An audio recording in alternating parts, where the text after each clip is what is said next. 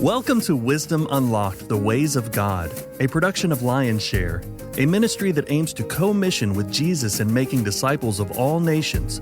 We ignite and provide resources to disciple makers in the church and throughout the vocations. In our world today, there is more information available than at any time in history, but wisdom is in short supply. In this podcast, you'll hear how learning about the character and ways of God is a guide to wisdom.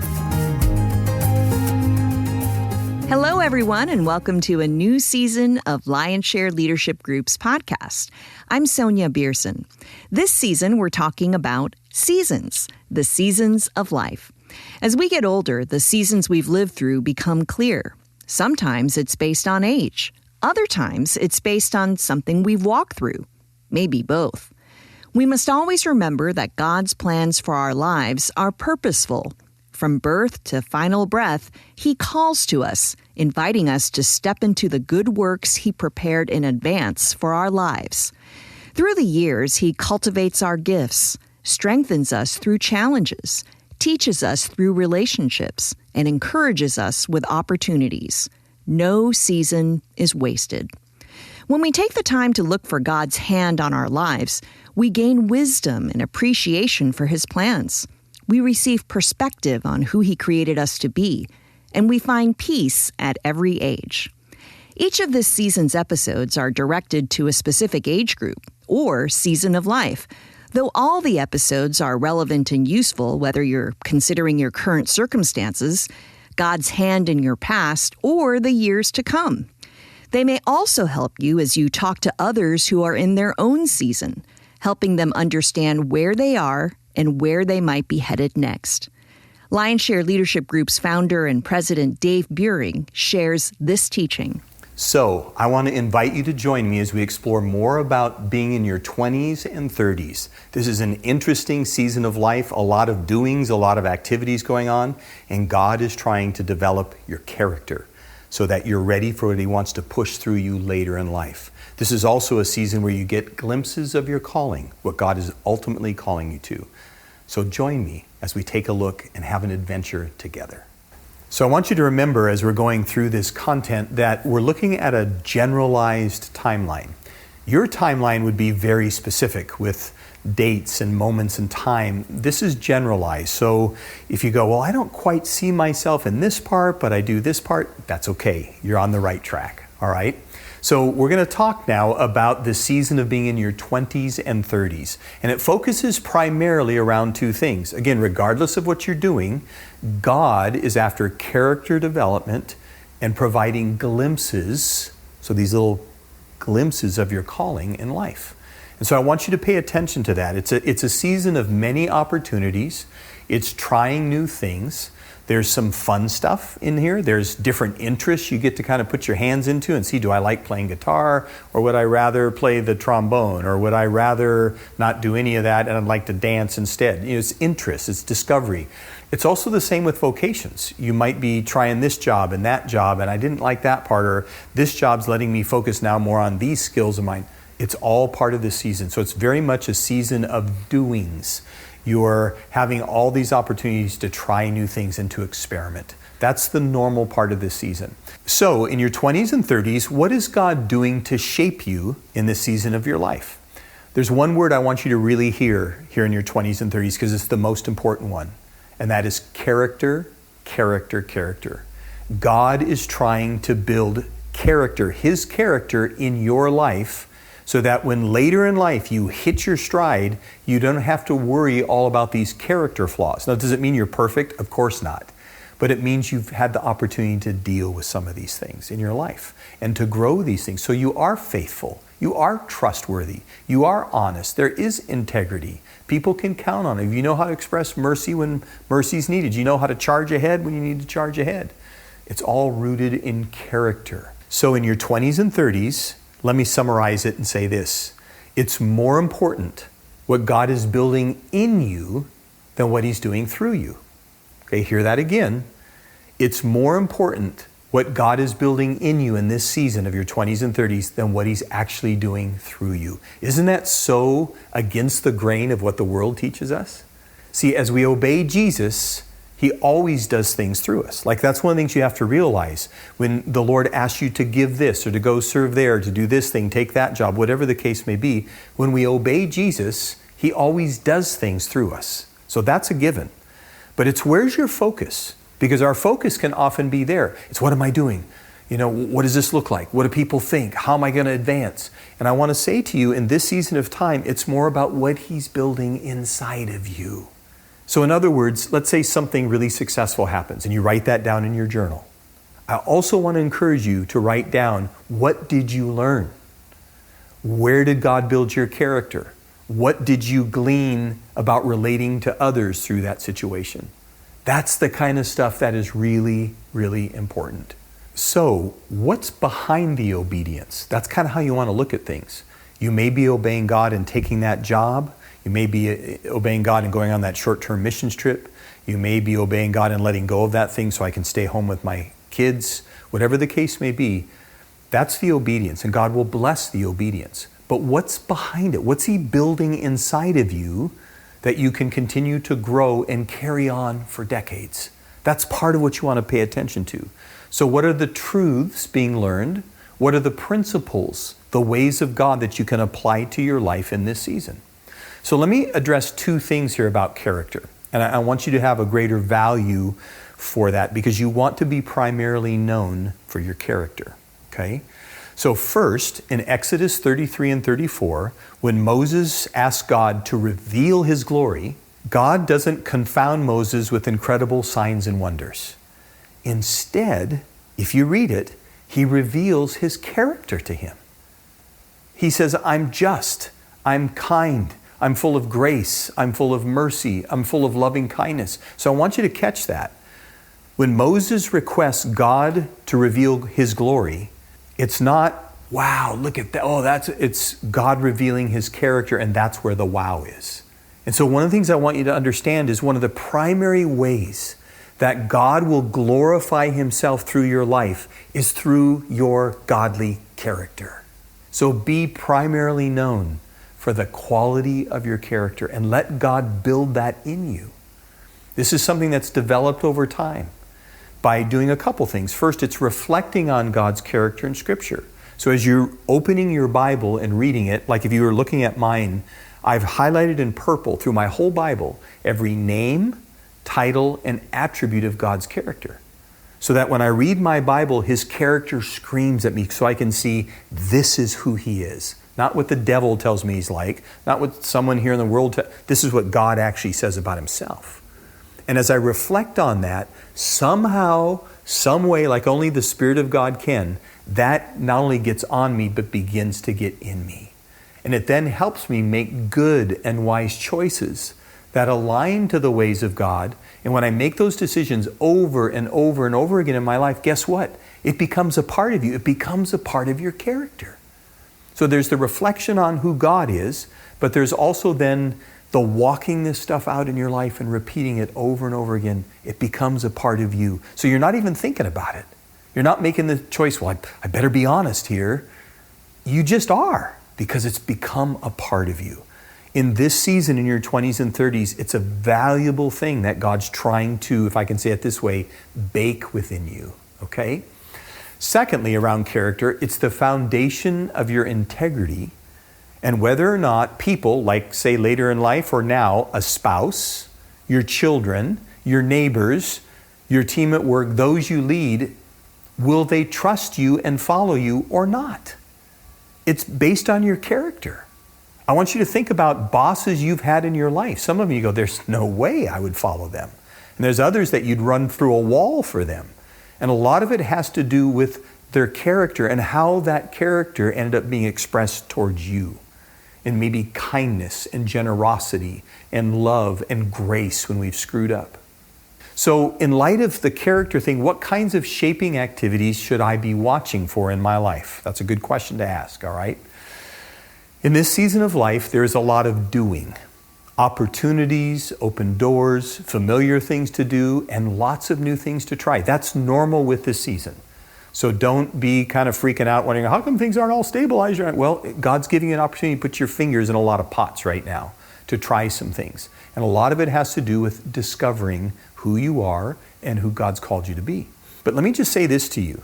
In the midst of all your doings and experimentings and trying new things, God is developing your identity to be secure as His beloved son, as His treasured daughter. See, one of the things that can happen if we don't get this taken care of now in our lives, in our 20s and 30s, it's great if this happened as a child or a teenager, but if it did in part, but didn't in full, now's the time to allow God to continue to reinforce, men, you're a beloved son. Ladies, you're His treasured daughter. Because see, if you don't do that, then what happens is your identity is around what you do versus who you are. And the thing we have to realize is what we do in life may change, especially when you're in your 20s and 30s. You might think, ideally, I want to do this in life. Can I just be really honest with you? When I was in my early 20s and I would think about what I want to be when I grow up, so to speak, and now in my mid-60s, the reality is I could tell you 40 to 50% of what I thought in my 20s I would be doing, am I doing. There's a whole new 50% plus that I never even imagined in my 20s. So just know, God hasn't revealed everything to you yet on this. It's an adventure. It's a journey with God. But it's important that you recognize your identity is in the Lord. You're His beloved son. You're His treasured daughter. And your value comes from who you are, not just from what you do. See, that's, again, it goes against the grain of the world. The world tells us, well, you got to do this, you got to do that, you got to become this, you got to become that. And what I want to remind you of in your 20s and 30s, get biblical in who you are in Jesus. That you are deeply loved by your Father in heaven. That you are deeply treasured. And that there's much that He wants to do in and through you. But the priority is your friendship with God. Your relationship with Him. And relationship to Him. That's the most important thing. So in the midst of your doings, which is the right thing to be going on in this season, God also wants to ground your identity in who you are in Him. So don't miss the opportunity to do that. Take advantage of opportunities to be shaped spiritually via godly mentors. That's something in this season that I want to encourage you to do. You know, when I travel to Asia and different parts of the world, I see a more natural honoring of the older. In our culture, in our nation, oftentimes what happens is we honor the younger. It's the new thing. It's who's the new face. And you're just getting old, and let's move you over here. And I want to just say to you, that's not a biblical perspective. A biblical perspective is the older should be deliberate about investing in the younger, and the younger should be looking for ways to honor and learn from the older. That's really important. And you have this space in life right now where you can do that. And you need to know that the older people get, the more they're usually willing to invest what they've learned. We don't have to always go through the school of hard knocks to learn everything. And sometimes that's what it feels like to us. This is hard, that's hard. If you get some older godly mentors in your life, this can help. Go to them about things that you need insights on. You might need insights on how do I become a better relator to people? Or if it's somebody that you have, they have a same vocational interest, go to them and say, how did you get to where you are? What did you do to accomplish the things that you've accomplished? What advice do you have for me? Make that a common phrase out of your mouth. What advice would you have for me? And then write it down and reference it. Like, why would you waste the wisdom of those who have walked before you? This is walking wisely as a 20, 30 something. Is gleaning wisdom from those who are ahead of you. So in this season, a couple of other things that you may find yourself bumping into that God uses to shape you. As at some point, usually in our 20s and 30s, there's a leadership committal. Like if you're called to be a leader, at some point you step up and into it. Whatever vocation, whatever opportunity, but there's a committal to say, I will do this. Because leadership requires sacrifice. It requires effort, it requires prayer, it requires thinking things through, it requires wise counsel, but you have to consider that so when you're saying yes to a role of leadership, there's this actually heart committal to say, I'm in. In your 20s and 30s, you begin to learn, I like to call them, and Bobby refers to it this way, as authority insights, where all of a sudden you're realizing like the good and bad of authority, whether it's over you or you have it and are running with it. And you start learning these insights of how to use it effectively, because authority is never meant for you. It's given to you to steward so that you can bless others. And that's something that you begin to learn in your 20s and 30s. Authority is not just for authority, and so my title's on the door and I can get this income, and it's there so that you can wash the feet of others. Like God's put you in a role of authority to serve others. That's an insight you can begin to learn at this age. You also go through some conflict and crisis. You start kind of rubbing up against people or life circumstances, and it causes you to pay attention to, how do I walk through conflict and crisis in a good and godly way? It's also learning God's guidance for your life, like learning to hear God's voice. Like, God wants to speak to us from the scriptures, by the Holy Spirit, having peace in our hearts, sometimes through circumstances, a lot of ways, through other people. And it's learning God's guidance so that as you continue to grow and develop and take on roles of influence now and later in life, you know how to reference God throughout the whole process. See, Jesus doesn't want us to be solo flyers. He wants us to walk with Him through all of these things. So let's go to this question now. How does this season of the 20s and 30s impact my God-given purpose? All right, so we've talked a bit about character, but what about in this season of life? Because I mentioned to you that in this season, you'll experience glimpses of your calling. These moments in time that happen that you're just fulfilled and you go, I wish I could do this every day. But you're not quite there yet, and it doesn't quite happen like you want it to. It's times when your gifts meet your passions and you meet a need in someone else's life. You see, this is a season where gift discovery becomes a little bit more important to pay attention to in our lives. So there's three different things here. One is natural abilities. A natural ability is something you've been able to do ever since you were a little kid. For some people, it's putting together blocks or Legos. And the other kids look like, how did you do that, right? For others, it's the ability to sing. Others, it's athletic abilities. Others, it's like, why is your room so organized? These are natural abilities that God has given you. And it's part of your gift discovery. I like to call it giftedness, these three things. Natural abilities. Secondly, acquired skills is what it sounds like. You've acquired these. You've learned them from somebody else. You've learned them in school. You've learned them from like a seminar or workshop. There's a lot of ways to do it, but that's acquired skills. Those are things you've learned and kind of put in your tool belt, all right?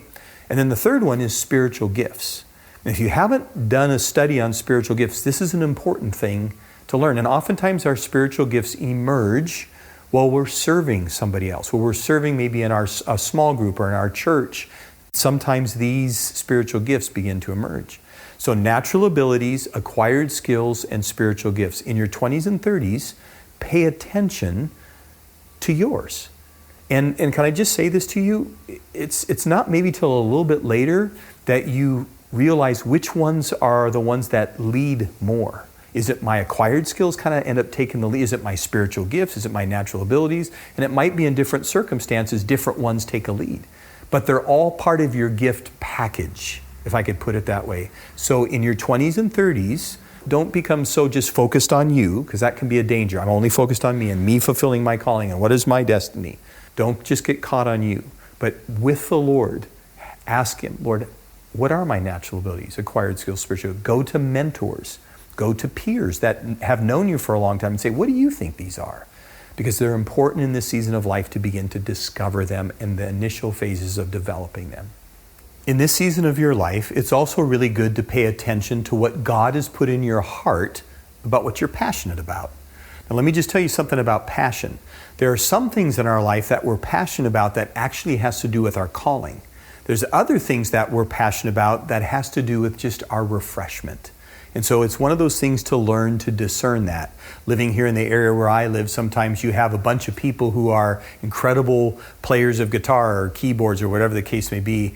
And you have to help them discern, all right, is this passion for this because I'm supposed to be a professional musician? Or is this something that's for me and I get refreshed and maybe I can use it in my small group? So just because it's a passion point doesn't mean I'm called to it. But it's something at least for us to pause and take a look at. So let me give you some questions to help you ponder these things here in your 20s and 30s. If any of you have a copy of our discipleship resource called The Discipleship Journey, in chapter 11, you will find all these questions. I'm just going to throw several at you, but these are the kinds of questions you want to ask to consider, what am I passionate about? So here's the first one. If you knew that you would succeed, what would you like to accomplish? As you think about that, that'll kind of cause some things inside of you to come out of what is it you'd like to see get done. How about this? What makes you laugh and cry? And why? Like when you're watching a movie or you're seeing something happen in life, it's obviously moving you. Why? That's a good question to ask.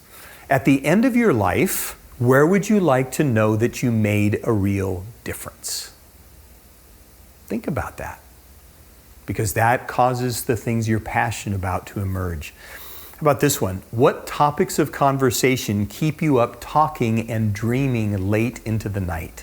Where like you're with friends and it's on that topic and you could just go on and on, you're dreaming and what if? Some signs of passion there. I like this one. This one really helped me when I was in my 20s and early 30s. If you could have anyone's job, whose would it be and why? So let me tell you the story on this one for me. We were traveling up in Canada, and I had an outreach team, and we were ministering in different places in western side of Canada. And I threw this question out to our team. There was about 8 of us, and so they all answered, and then it was my turn. And so they said, Dave, if you could have anyone's job, whose would it be and why? And I thought about it, and I said, not for the reasons you think, but President of the United States. And they said, why? I said, it's not because of that role, it's because of this. I think it would be amazing to know I have this task to do, and I could choose the best people to do it from around the whole country. So I could put together this team that together we could do this. Well, let me just tell you something that happened several years ago. As we were doing something with a Lionshare leadership group called the Leadership Games, I realized when I had all these leaders from various vocations, friends and friends of their friends from around the country with all these vocations, it dawned on me, I'm having the chance to do that now. Some of the very best people in business and arts and media and healthcare, all this on my team investing in the next generation. It was one of those wow moments, a flashback from 40 years before. Ask that question. If you could have anybody's job, whose would it be and why? How about this one? What do you find yourself doing with excellence, like you do it really good, while at the same time being inwardly fulfilled? I have people that can do things really well with excellence, but they're not satisfied on the inside. This is the combination of the two. This often points to something inside that we really like to do and we actually do it well. Pay attention to that. What consistent patterns or themes seem to reoccur in your life? Like, are there, these pregnant moms in your life all the time? Like, why are these pregnant moms in my life all the time? And you're realizing it's because you have a heart to help them and come alongside of them. Are there certain things in business that cycle? Like, why every time I am startups, I'd kind of like to settle and not have to always be, well, pay attention to that because maybe there's a bit of a pioneer in you. See, so what consistent patterns or themes seems to reoccur in your life?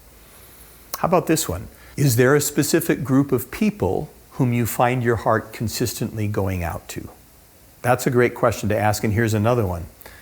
Are there certain needs or concerns that you repeatedly find yourself involved with? See, these are questions that help provoke passion inside of you. And this is something in this season that's worth exploring and helping others discover as well. Now, as we begin to wrap this up, I want to share a couple things with you. I was sharing this a number of years ago in California, and I had a young man raise his hand towards the end of this. He was 27 years old, and he said, Dave, how can I skip these developmental stages and go right into my full stride? And I just smiled and I said, well, it doesn't really work that way. I get it. At this season of life, we can get antsy and come on, I just want to move forward. And particularly with the world discipling us around us, pushing us, it's got to happen now. Everything's got to happen now. That's not the ways of God. The Bible tells us to wait on the Lord at times. All right?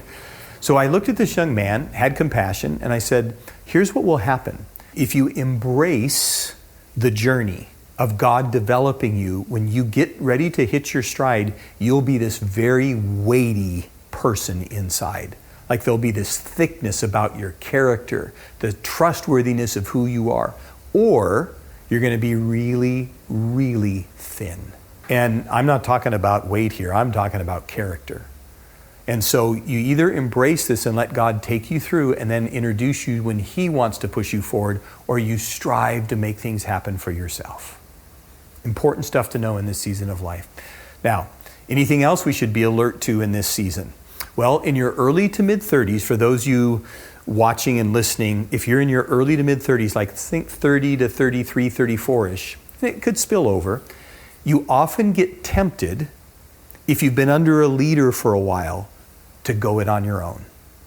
It's like, okay, I've been under this leader, I can do this, I'm going to make this happen, and you might step out on your own. Now, there's nothing wrong with that unless Jesus has not green-lighted that for you. He knows you still may need to glean from that particular leader or situation. So don't, just because you feel like it and want to do it, go running into stuff. Wait on the Lord. Go to wise counsel and ask them to help you. Whether you go or don't go, it all comes down to what is Jesus saying to you. That's an important thing and why we need to walk well with the Lord. Last story here. So I have a friend in Ohio. His name is Mark. Godly guy, wonderful man. He's about 10, 12 years younger than I am. And Mark came to me in his early 30s, and he had been working in a church. He had been a youth pastor, an associate pastor, and a great one, by the way. But he began to tell me over breakfast when I was visiting that he felt like he was to take some steps into business. And so I said, well, tell me about that. And so he did. It was great. Sounded really good. And there was an opportunity now in front of him. And so he was weighing this thing. And I remember saying to him what I just said to you, Mark, there's nothing wrong with that opportunity. Matter of fact, that could be the stuff you're called to forever in life. But here's the question. Is God giving you the green light to leave the current situation? And I credit him because he took that counsel, sought the Lord, and the Lord showed him, you're not done yet. And he stayed about another 3 to 4 years. And God finished some work that he was doing in Mark to prepare him for that next leg of the journey, which indeed was business. Today, Mark has become a very successful businessman who can serve others with his skills. Always remember in this season, God's timing is just as important as his direction. Just because he's giving you the direction on something doesn't necessarily mean now's the time. Of course, if you're going in to serve a widow and the Lord shows you to do so, well, of course, you're in the moment doing that. But I'm saying when it comes to vision and life purpose, he may drop things into your heart along the way, just like he did in the scripture with the Messiah coming who didn't come for centuries later.